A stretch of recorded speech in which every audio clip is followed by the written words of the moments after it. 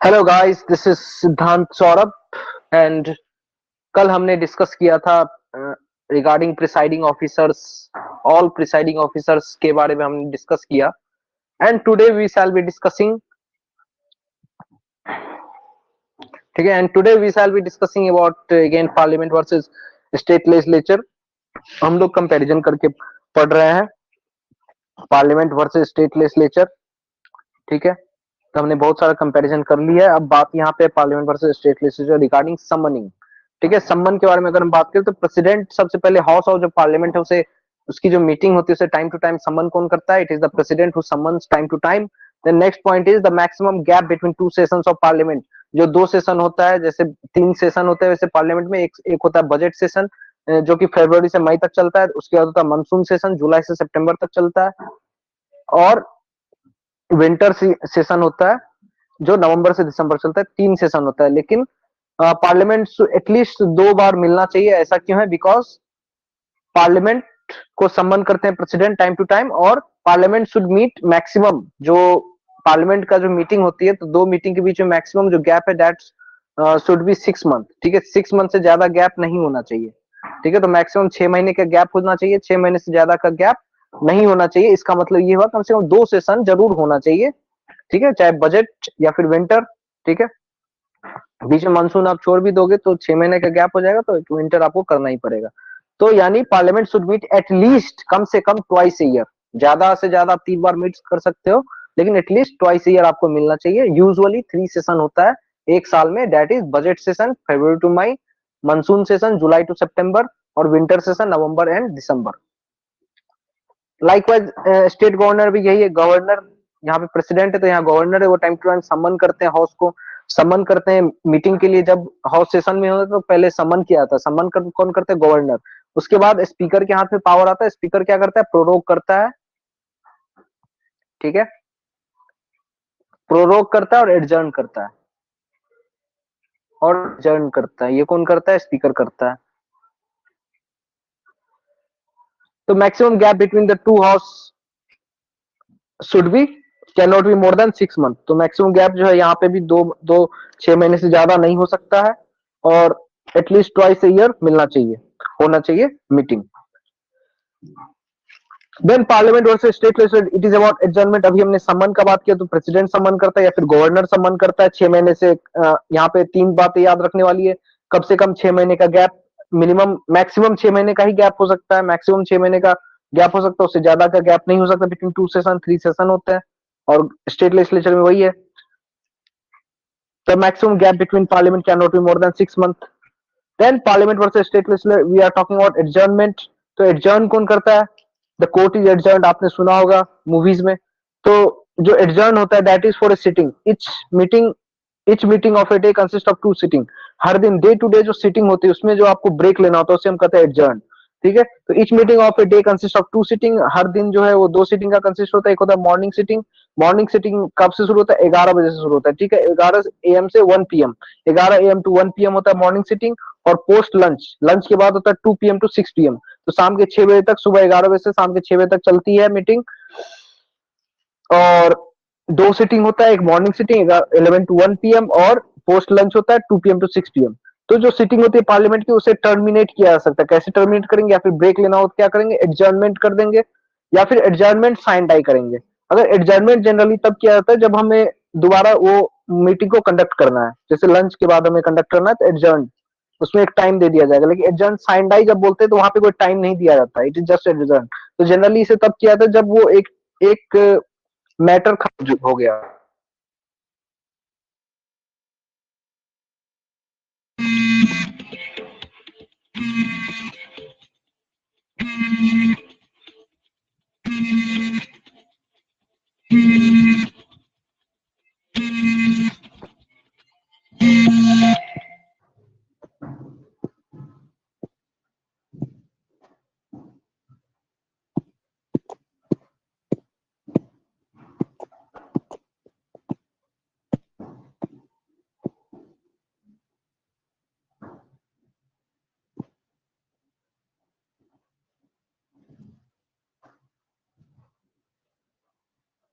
Sorry for the disturbance, guys. तो in other words parliament should meet at least twice a year, ये हमने बात कर लिया, budget session, monsoon session. Now we will be talking about adjournment. तो adjournment में क्या होता है, it consist of 2 sitting, morning sitting 11 AM to 1 PM and post lunch sitting 2 PM to 6 PM।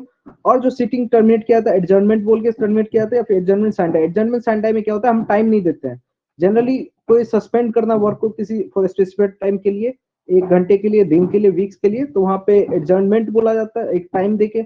और एडजर्नमेंट सैंडाई जनरली कोई मैटर अगर हमारा कोई भी किसी टॉपिक पे डिबेट डिस्कशन खत्म हो गया, एक्ट पास हो गया हो, तब एडजर्नमेंट सैंडाई करते हैं। यहाँ पे प्रॉपर डेट्स नहीं देते हैं जनरली, ये सेशन भी इससे टर्मिनेट हो जाती है।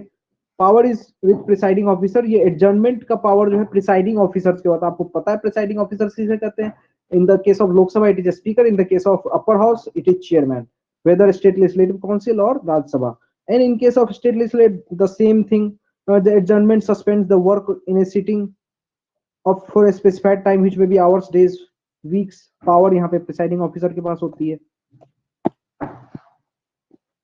Then Parliament versus State Legislature, it is adjournment sine die, जो हमने भी बताया adjournment sine die यहाँ पे terminating a sitting of Parliament, Parliament of के जो sitting उसको terminate करते कब कब तक के लिए, indefinite period के लिए, ठीक है। और in other words, when the house is adjourned without naming a day for reassembly, it is called adjournment sine die. और अगर हम प्रॉपर एक नेमिंग डे को नेम नहीं करते कि हम दोबारा सेशन इस दिन से स्टार्ट करेंगे, तो उसे हम कहेंगे एडजर्नमेंट साइन डाई, ठीक है। Then the power of adjournment as well adjournment sine die दोनों किसके पास होता है? प्रिसाइडिंग ऑफिसर के पास। लाइकवाइज स्टेट लेजिस्लेचर वही सेम है। Terminating a sitting of the house for indefinite period, अगर हम इंडेफिनिट पीरियड के लिए अपने हाउस को टर्मिनेट करें तो उसे हम कहेंगे एडजर्नमेंट साइन डाई। और पावर ऑफ एडजर्नमेंट किसके पास होता है? प्रिसाइडिंग ऑफिसर के पास होता है। लोकसभा में स्पीकर, राज्यसभा में चेयरमैन, लेजिस्लेटिव असेंबली में स्पीकर, लेजिस्लेटिव काउंसिल में चेयरमैन। और चेयरमैन राज्यसभा के होते हैं vice president who is not member of any of the house, लेकिन जो लेजिस्लेटिव काउंसिल के चेयरमैन होते हैं he is the member of legislative council. So next point is again prorogation. Parliament versus state legislature, we are talking about prorogation. हमने adjournment का बात किया, prorogue कौन करता है? द प्रिसाइडिंग ऑफिसर, स्पीकर और चेयरमैन। अगर स्पीकर या चेयरमैन अगर डिक्लेयर कर दे कि house is adjourn sine die, sine die में क्या होता है? फॉर इंडेफिनिट पीरियड, हम we are not naming a day. तो अगर कोई भी बिजनेस से कंडक्ट हो गया, कोई भी मैटर अगर कंप्लीट हो गया, तो हम क्या करते हैं? प्रिसाइडिंग ऑफिसर करते हैं एडजर्न साइन डाई। और फिर कुछ दिन बाद प्रेसिडेंट क्या करता है? एक नोटिफिकेशन इशू करता है for the prorogation of the session. यानी हाउस को प्रोरोग कौन करता है? Who prorogues the house? It is the president. और who adjourn sine die? That is presiding officers. तो प्रेसिडेंट प्रोरोग करता है हाउस को, जब वो सेशन में होता है तब भी कर सकता है। ऐसा नहीं है कि एडजर्नमेंट साइन डाई की तभी किया, अगर हाउस सेशन में चल रहा हो तो प्रेसिडेंट तभी भी प्रोरोग कर सकता है। प्रोरोग मतलब एक सेशन खत्म, मानसून सेशन खत्म होगा, विंटर सेशन शुरू होगा, तो ये हो गया प्रोरोग। लेकिन डिसॉल्व कर दिया तो वो एक अलग चीज है, वहां पे लोकसभा खत्म हो जाती है, उसको वो फिर इर्रिवोकेबल नहीं है, फिर आपको इलेक्शन कंडक्ट करानी होगी। तो एडजर्नमेंट टर्मिनेट से सिटिंग, एडजर्नमेंट क्या करता है? सिटिंग को टर्मिनेट करता है, लेकिन प्रोरोग क्या करता है? इंटायर सेशन को टर्मिनेट कर सकता है। तो adjournment is done by whom? Presiding officer. And prorogation is done by whom? President. Likewise state legislature में वही है, presiding officer adjourn sine die को डिक्लेयर करता है, बिजनेस कंप्लीट हो गया हो, कुछ दिन बाद गवर्नर एक नोटिफिकेशन इशू करते हैं प्रोरोगेशन के लिए। प्रोरोगेशन का मतलब हो गया कि सेशन आपका खत्म हो गया, और एडजर्न का मतलब हो गया कि आपने एक सेशन, और एडजर्न का मतलब हो गया कि आपने एक सिटिंग को कंप्लीट किया हो, ठीक है। और प्रोरोगेशन टर्मिनेट से सेशन, ठीक है।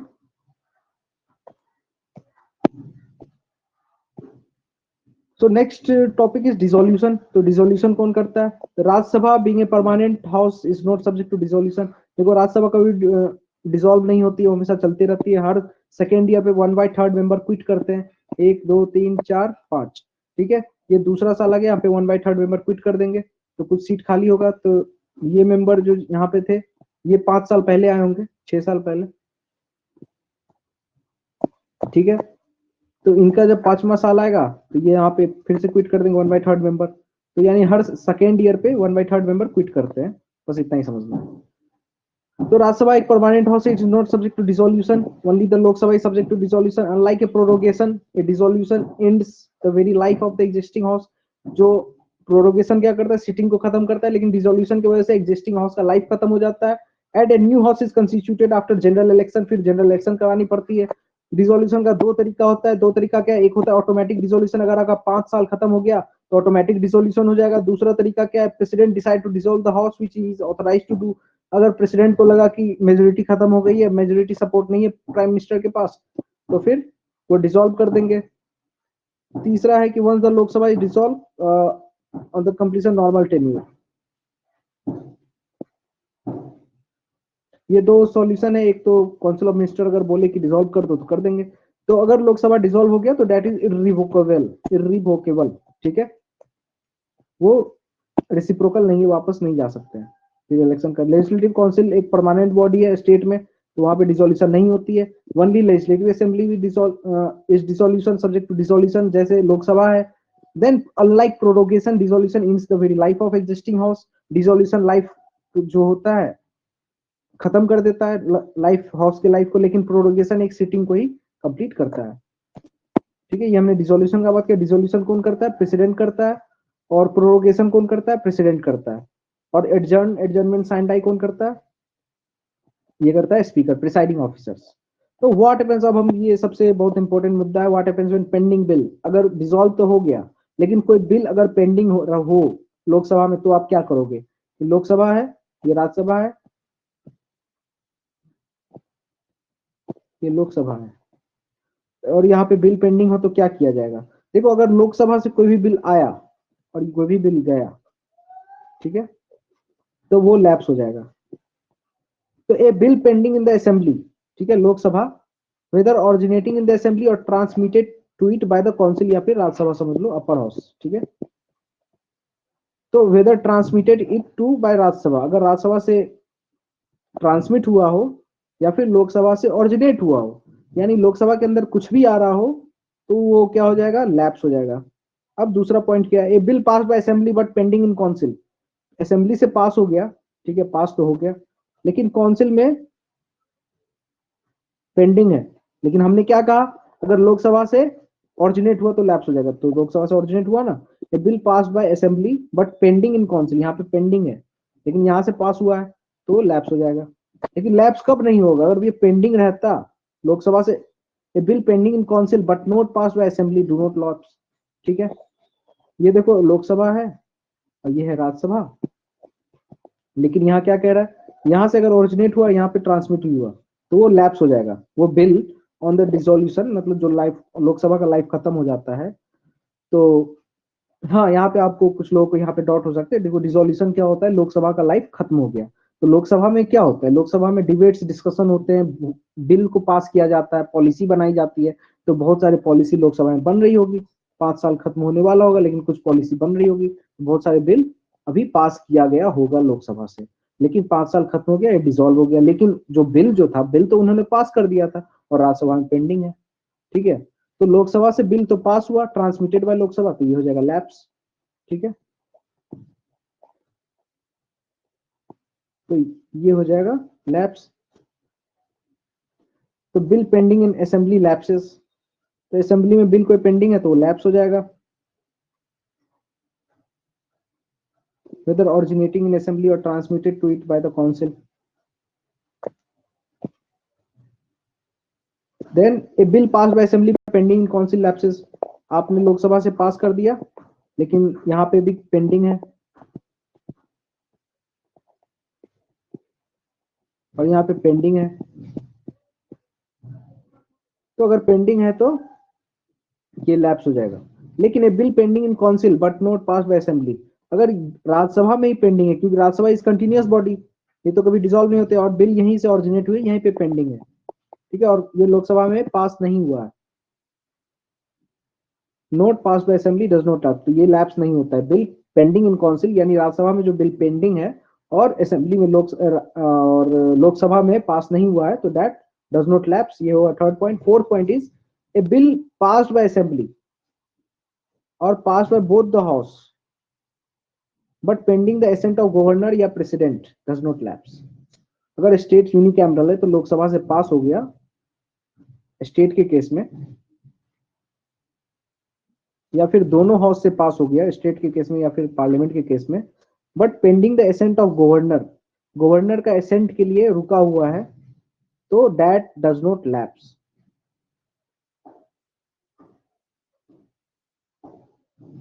और अगर प्रेसिडेंट के पास गया हो असेंबली से भी और दोनों हाउस से भी, प्रेसिडेंट ने उसे रिटर्न कर दिया for the reconsideration of house, वो भी लैप्स नहीं करता। यानी एलएस और आरएस से अगर पास हो गया, प्रेसिडेंट के पास पेंडिंग है तो वो लैप्स नहीं करेगा, के पास पेंडिंग।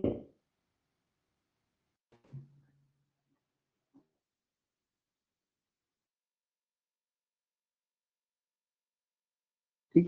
और लेकिन अगर राज्यसभा में ऑरिजिनेट पेंडिंग नहीं करेगा, सब लोकसभा के अंदर, ठीक है। A bill pending in assembly lapses whether originally transmitted to it by the council. A bill passed by assembly but pending in council. तो यहाँ से जो भी पास होगा लेकिन यहाँ पे पेंडिंग है राज्यसभा में, वो लैप्स हो जाएगा, और यहाँ से जो लोकसभा से ऑरिजिनेट हुआ वो लैप्स हो जाएगा। I hope you got it.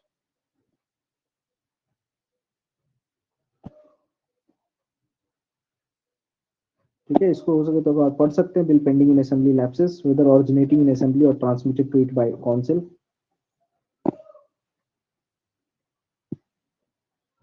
Then parliament versus state legislature. Quorum की बात करें तो parliament versus state legislature, parliament और यहाँ पे कोरम क्या होता है 1/10। तो quorum is the minimum number of members, minimum number होने चाहिए मेंबर्स की अगर कोई भी, it is the 1/10 of total number of members.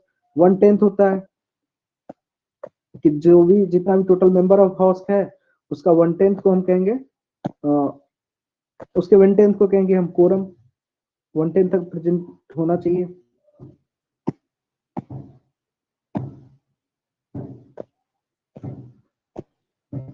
अगर कोरम नहीं है हाउस में तो it is the duty of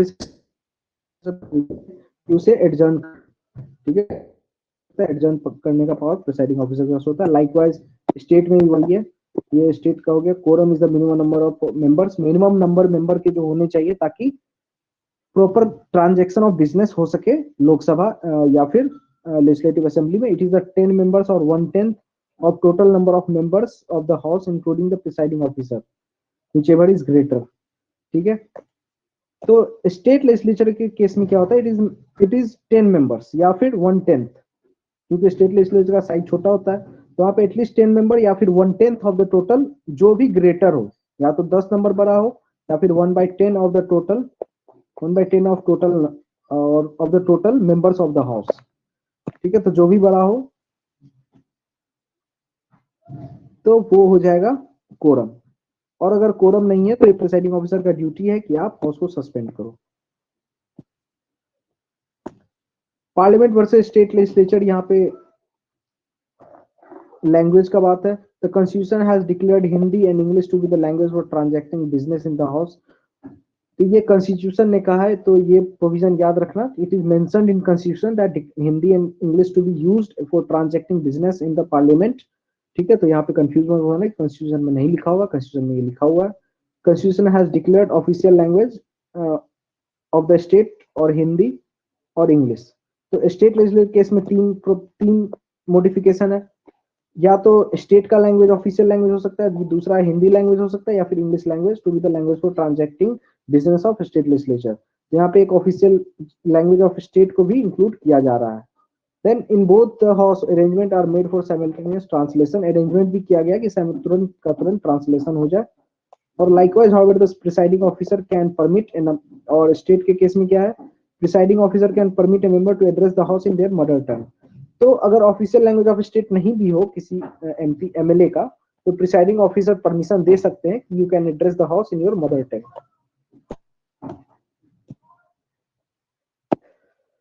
Then we will talk about lame duck session. It refer existing Lok Sabha का जो लास्ट सेशन है, इसके बारे में उसको हम कहते हैं लेम डक, लेकिन it is conducted after a new Lok Sabha is elected. जैसे अब नया लोकसभा इलेक्ट हुआ 2019 में, मान लो नया लोकसभा आया, तो जो लास्ट लोकसभा है उसमें कुछ एमपी एमएलए एमपीज सेलेक्ट नहीं हुए होंगे, तो उनके लिए एक सेशन कराया जाता है, फेयरवेल दिया जाता है, that is called lame duck. Those members of the existing Lok Sabha who could not gate री इलेक्टेड, जो न्यू लोकसभा में री इलेक्टेड नहीं हो सके उन्हें कहते हैं लेम डक। ठीक है, ये वही सेशन है, स्टेट लेजिस्लेचर में ऐसा नहीं होता।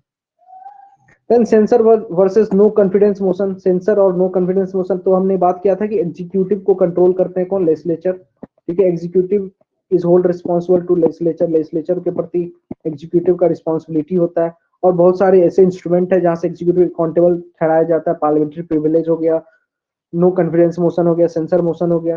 तो सेंसर मोशन क्या है, it should state the reason for its adoption in the Lok Sabha. तो सेंसर मोशन लोकसभा में अडॉप्ट किया जाता है और यहाँ पे इन्हें अपना रीजन देना होगा कि हम क्यों अडॉप्ट, तो हम क्यों अडॉप्ट किए जा रहे हैं, सेंसर मोशन को हम क्यों अडॉप्ट कर रहे हैं, ये रीजन देना होगा लोकसभा में। It can be moved against individual minister. Censure motion can be moved against individual minister. ठीक है, इंडिविजुअल मिनिस्टर के अगेंस्ट हम इसे मूव कर सकते हैं, plus it can B also moved against group of minister या फिर इंटायर काउंसिल ऑफ मिनिस्टर। तो ये थोड़ा फ्लेक्सिबल है सेंसर मिनिस्टर, सेंसर हम we can move censor against individual minister, group of minister, entire council of minister. Then third point is it is moved for censoring the council of minister for specific policies and action.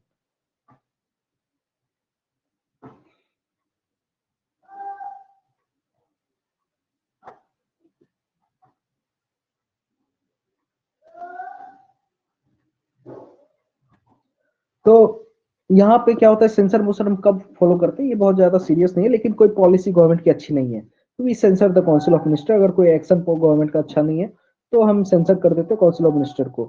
और sensor if it is pass in Lok Sabha, council of minister need not resign from office. ठीक है, अगर censure motion pass भी हो जाता है तो it is not required that council of minister resign कर सके। तो ये हर जो 4 पॉइंट, ये चारों पॉइंट से क्वेश्चन आते हैं एग्जाम में, ये चारों एकदम याद रखना, सेंसर और नो कन्फ्यूजन मोशन में डिफरेंस। नो कन्फ्यूजन मोशन क्या होता है, it need not state the reasons for its adoption इन लोकसभा। तो नो कन्फ्यूजन थोड़ा पावरफुल होता है और यहाँ पे जब भी आप इसको अडॉप्ट करते हैं तो यहाँ पे इट नीड नॉट स्टेट, जो भी मेंबर्स ऑफ लोकसभा इसे अडॉप्ट करते हैं they need not state the reason, लेकिन सेंसर में आपको रीजन देना होगा। ठीक है, सेंसर में आपको रीजन देना होगा, लेकिन यहाँ पे रीजन देने का यहाँ पे कोई जरूरत नहीं है। Then it can be moved against entire council of minister. Entire council of minister के अगेंस्ट हम मूव कर सकते हैं ओनली। ठीक है, we can move it against only against entire council of minister, not against individual, जैसा यहाँ है सेंसर में। तो हम इसे इंटायर काउंसिल ऑफ मिनिस्टर के अगेंस्ट मूव कर सकते हैं। Then third point is it is move for ascertaining the confidence of Lok Sabha in council of minister. तो यहाँ पे मेनली एग्जीक्यूटिव को चेक में लाया जाता है और काउंसिल ऑफ मिनिस्टर के कॉन्फिडेंस को चेक करने के लिए नो कॉन्फिडेंस मोशन पास किया जाता है कि क्या लोकसभा अभी भी उनको सपोर्ट है, क्या लोकसभा का सपोर्ट है काउंसिल ऑफ मिनिस्टर को, ये चेक हो जाता है। अगर नो कॉन्फिडेंस मोशन पास हो गया तो council of minister must resign, council of minister को रिजाइन करना ही पड़ेगा। ठीक है, तो ये था आज के लिए, और एक और लेक्चर बचा है जिसमें लेजिस्लेचर और स्टेट लेजिस्लेचर दोनों खत्म हो जाएगा। और पार्लियामेंट के पुराने लेक्चर जो पार्लियामेंट ट्रायल नाम से होगा, आप उसे भी देख सकते हो। ठीक है, वहां पे मैंने लाइन बाय लाइन लक्ष्मीकांत को भी कराया है और यहाँ पे कंपैरिजन कराया है पार्लियामेंट और स्टेट लेजिस्लेचर को, प्रेसिडेंट गवर्नर को। ठीक है, तो एक तरह से आपका डबल रिवीजन हो जाएगा। ठीक है, तो ये कर लेना, ये भी कर लेना। इसमें आप हो सकता है आपको बीच बीच में कुछ डिस्टरबेंस मिले वीडियोस के बीच में, तो आप सामने बुक भी खोले रखना, कहीं कहीं पे डिस्टरबेंस आ सकता है। ठीक है, क्योंकि ट्रायल बेसिस पे किया गया था, लेकिन आप देख सकते हो उसे, आपका रिवीजन हो जाएगा। ठीक है, और मैं भी देखता हूँ, मुझे भी जब देना होता है तो मैं भी देखता हूँ।